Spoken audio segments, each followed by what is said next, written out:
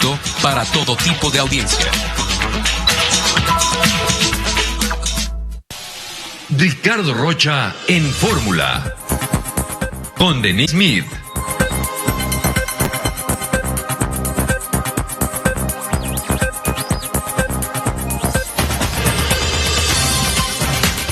¿O somos aztecas o somos españoles? Sí, así es. Es un falso dilema que nos pretende imponer la 4T. El libro Secreto Azteca nos ilustra sobre esta polémica. Leopoldo Mendívil López, comunicólogo, publicista, productor, guionista y autor de su más reciente bestseller. ¿Ya te mal acostumbraste o te bien acostumbraste a que todos son bestsellers? Lo fue Secreto Pemex y ahora tenemos aquí Secreto Azteca. ¿Cómo fue que decidiste reconstruir la historia de los aztecas ahora cuando tenemos el pasado tan debatido, Leopoldo? Pues precisamente, Ricardo, y agradeciéndote infinitamente por este espacio del cual soy tan admirador tuyo y fan. Lo que pasa es que los mexicanos vivimos toda nuestra historia, son mitos y son una historia muy deformada. Entonces, en la historia de los mexicas y los aztecas no se escapa y tal vez sea la más deformada de todas. Empezando por el tema de la fundación de Tenochtitlán, que la damos por hecho que fue en 1321, pero de hecho hay discrepancia porque las crónicas tienen una diferente fecha. Este año, pues básicamente se dijo que la fecha en que había sido fundada era 1321, cuando las crónicas dicen 1325, pero más allá de esto, y de eso es por eso la investigación del Secreto Azteca, Eduardo Matos Moctezuma, que es el máximo arqueólogo de México, él mismo dijo, sí. de hecho, la misma idea de que los mexicas vieron el águila sobre un nopal comiéndose una serpiente, eso es falso. O sea, nunca ocurrió ese acontecimiento, porque básicamente fue creado por el primer emperador mexica, no azteca. Bueno, quiero decir, es que es un poco el tema del libro, que mexica no significa lo mismo que azteca y es algo importantísimo. Y básicamente esa historia de que venían de Aztlán no pertenecía originalmente a los mexicas. O sea, los mexicas originalmente no eran de las 7 tribus que habían venido de Aztlán, las cuales ya estaban antes de que ellos llegaran al lago. Simplemente los mexicas se apoderaron de ese mito que era de sus vecinos, porque los mexicas eran, digamos, como las caravanas de migrantes, como los que vienen de Honduras, que vienen y aquí se les trata como, oigan, no vayan a estar delinquiendo, pónganlos por ahí donde no estorben. Pero uno de los líderes, que era pues básicamente Itzcoatl, él dijo, vamos a reconstruir el pasado. Si el pasado no nos ayuda, nos hace ver apestados, clonar el pasado ajeno, o sea, el pasado de los otros pueblos que estaban ahí, que sí venían o decían venir de Aztlán, y los mexicas, digamos, se arrejuntaron, y de hecho hoy fue donde se creó al dios Huitzilopochtli, y se creó, se zambutió que los mexicas venían entre las 7 tribus. En las más antiguas crónicas, de hecho ni siquiera aparecen los mexicas como una de esas 7 tribus. O sea, claramente fue una acción maquiavélica de un emperador azteca que creó el pasado y luego ordenó que se quemaran los libros de historia. ¿Es verdad esta versión de que los aztecas eran un imperio que sometía a todos los pueblos vecinos y eran un imperio cruel y que de ellos se aprovechó Cortés para sumar aliados a su causa? Entre ellos siempre se dijo de los tlaxcaltecas, para derruir al imperio azteca.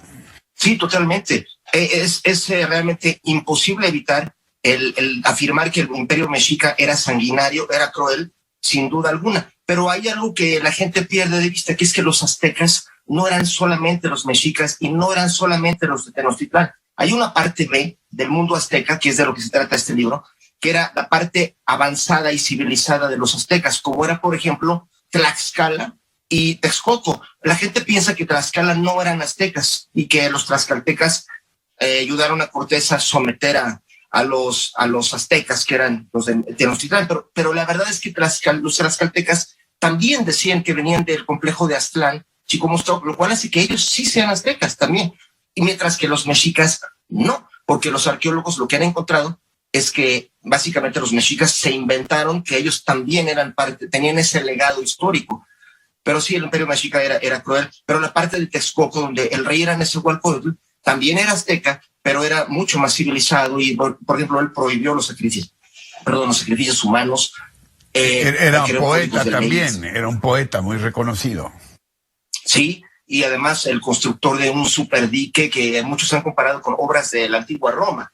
Entonces, la verdad es que esa parte del mundo azteca es la que se ha perdido un poco y de eso se trata, y por eso es un honor para mí compartir contigo, Ricardo, este proyecto de cómo hay una parte que era mucho más avanzada del mundo azteca, la parte de Texcoco, que es donde estaba Nezahualcóyotl, y es algo que es importante rescatar para toda la humanidad. De hecho, los frailes españoles dijeron, es que se parece al rey David, y es una figura que realmente a mí me asombra que en nuestra historia nos ponen líderes, héroes mártires, héroes perdedores, o porque los impone el sistema. Y el cambio, Nezahualcóyotl es el clásico, es el ejemplo de alguien que triunfa, alguien que es un buen ejemplo para sobre todo para los jóvenes mexicanos. Ahora, tú tratas toda esta fase histórica como una novela. ¿Cómo fue que te documentaste, o qué tanto de imaginación para construir las personalidades como Moctezuma, como Nezahualcóyotl, como todos ellos? Ricardo, yo desde 1999 me obsesioné con este asunto, y desde entonces me puse a leer todo lo que eran las crónicas originales, ¿no? Por ejemplo, los primeros registros que hay de todo esa saga, porque lo que ocurrió cuando Nezahualcóyotl e Itzcoatl crearon el Imperio Azteca, realmente hay pocas fuentes que lo documentan. Por ejemplo, los anales de Cuautitlán, pero y además es muy difícil la lectura de esas fuentes primarias porque se contradicen entre sí más de lo que uno se podría imaginar. Por ejemplo, la historia de Tlaxcala de Diego Muñoz Camargo, la historia de Fernando Alba Ixtlilxóchitl, que era nieto de Nezahualcóyotl, por ejemplo, la historia de Juan de Torquemada. Hay por lo menos 8 historias que fueron escritas alrededor de entre 1540 y 1600, que tienen más o menos toda esta historia, que se parece, digamos, a la guerra de Troya del mundo prehispánico. Es como el Señor de los Anillos, la verdad. Pero a lo que ha sido difícil, Ricardo, yo te lo confieso, porque te admiro como periodista que eres, el hacer una especie de reconstrucción de estos hechos, sí es complejo, porque las fuentes, o sea, es decir, los que escribieron esta historia la escribieron cuando ya habían pasado, pues, incluso hasta 80 años después de los hechos.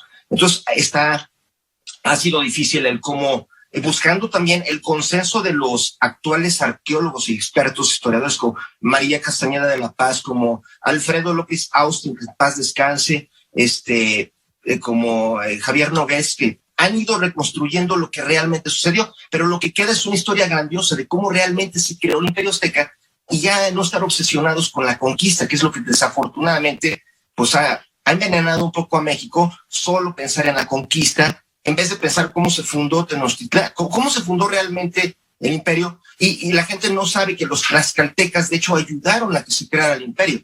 Ellos son los que portaron el ejército que usó Nezahualcóyotl para vengarse por la muerte de su papá y con ello fundar el imperio azteca.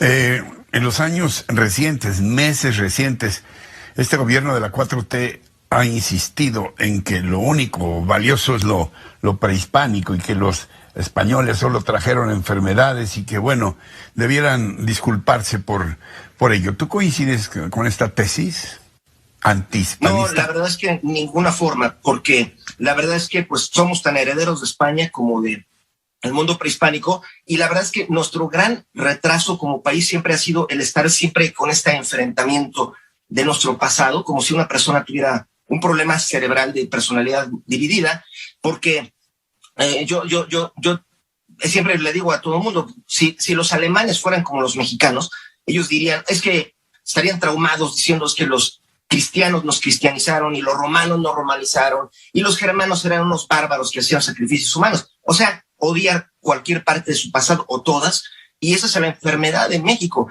Mientras que los germanos, los alemanes, como no son mexicanos, ellos dijeron, mejor sumamos todo, y lo que quedó fue el Sacro Imperio Romano Germánico. O sea, sumaron todo su pasado, y si México hiciera eso, yo sé que es un mensaje que tú has comunicado mucho a México y vale mucho la pena, que nos unamos, que saquemos lo mejor de ser herederos del Imperio Español y del Imperio Azteca y de la Federación de Tlaxcala, sin verlo como ideas contrapunteadas. O sea, eso siempre ha sido un error. Y de tu obra, Doc, se desprende esto que me gusta mucho. Cuando cada mexicano conozca la fortaleza oculta en su propio origen y la haga suya, el país emergerá como una potencia global. Ándale. Pues a mí me encanta que esa frase te haya gustado, Ricardo, porque la verdad es que México tiene una historia grandiosa, más allá de los héroes que la historia oficial, la historia de bronce nos ha dado. Hay que admirar a Cuauhtémoc, nos han dicho que admiremos a Francisco Madero o a los niños héroes, que francamente esos tres casos son el clásico ejemplo de un héroe mártir que acabó en que lo mataron, o que Cuauhtémoc le quemaron los pies, o los niños héroes se lanzaron desde un balcón y realmente no triunfaron. Estados Unidos invadió México, entonces nos han impuesto héroes perdedores que la verdad nos han condicionado el cerebro para perder. O sea, para saber ganar, la verdad es que México debió haber tenido otro tipo de héroes, como inclusive Hernán Cortés, que ahorita está medio que hay que quitarlo, o el mismo Colón, por mucho que haya sido un conquistador. Bueno, es un explorador del mundo que básicamente todo el planeta aprende de él. Las misiones espaciales Apolo se basaron en la idea de ser como Colón, y también tomar del Imperio Azteca los grandes triunfadores como Nezahualcóyotl o Itzcoatl o Moctezuma el primero. Sí. Pero México se obsesionó en la conquista, en los que perdieron, en Moctezuma, el Xocoyotzin, el que perdió. ¿Por qué? ¿Por qué darle eso a México? Y la propuesta de este libro, y que me honra compartir contigo en tu gran espacio que admiro tanto, que los jóvenes tengan otras figuras que puedan inspirarlos para hacer un México más fuerte. Finalmente, ¿qué esperas que encuentren tus lectores en Tu secreto azteca, Leopoldo? Yo lo que quiero que vean es que hay una historia de México grandiosa, que es cómo se creó el Imperio Azteca. Comenzó cuando Nezahualcóyotl era joven, tenía 15 años, y frente a sus narices mataron a su papá y le pusieron precio a su cabeza. Se tuvo que escapar, como en una historia tipo Lazarillo de Tormes, o sea, y él, como 10 años después, cuando lo perseguían, tuvo que cambiarse de identidad.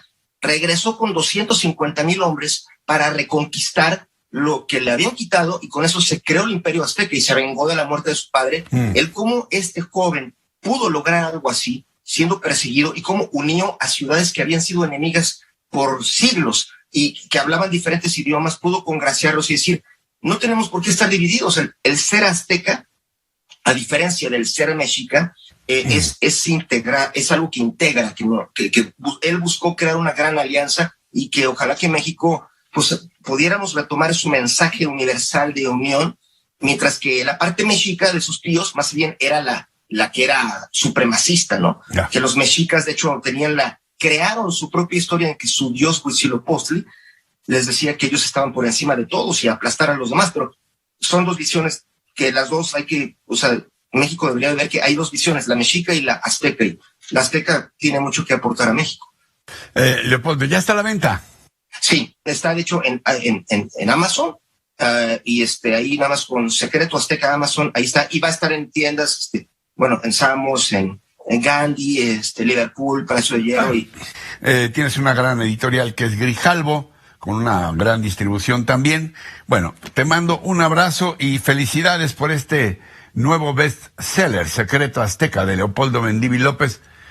Leopoldo, estamos en contacto y ya sabes que con este espacio siempre abierto, Muchísimas gracias y muy feliz Navidad, Ricardo. Gracias, igualmente. Toda la familia, con mucha admiración. Para ti y para los tuyos. Gracias. Ya sabes que hay cariño genético ahí con la familia. Gracias. Hasta pronto. Y en estos tiempos de aniversario, el Versalles. Es el restaurante cubano más famoso del mundo y está en Miami. Aquí un reportaje de la agencia EFE. Versalles es una parada obligada en la calle 8, en el barrio de la pequeña Habana de Miami. Es parte de la historia viva y sentimental del exilio cubano.